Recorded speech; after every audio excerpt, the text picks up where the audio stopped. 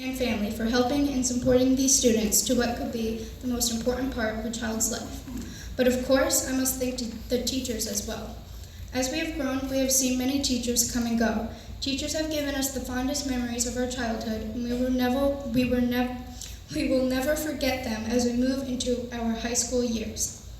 This year, we graduate with 15 students. Over the year, this group has also seen classmates come and go. In 2012, we were in the 4th grade with a total of 25 students. We have had to say goodbye to classmates and friends who have moved elsewhere. We have also had the tremendous pleasure of acquiring a new student from Cobleskill, Eliza Oliver. In a class of 12 boys and only 4 girls, it was nice to give us girls a slight more advantage against the boys. And I'm sure most people right now have solved one of these before.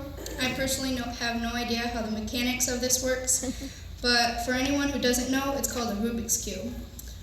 It is a puzzle in the form of a plastic cube covered with multicolored squares, which the player attempts to twist and turn so that all the squares on each face are the same color.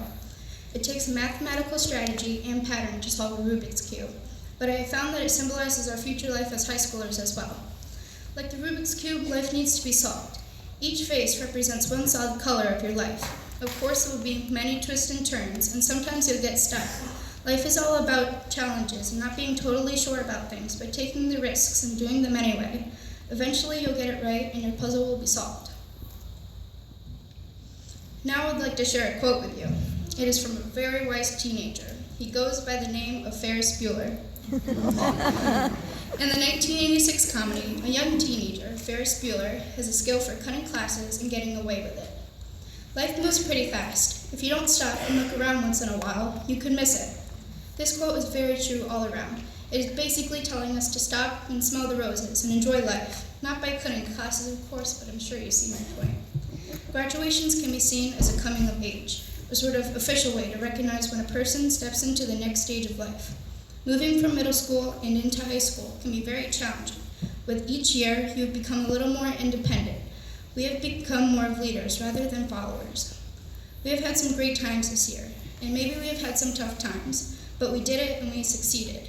You're now ready for that next step. I ask you to prepare for this next step and the other steps to come.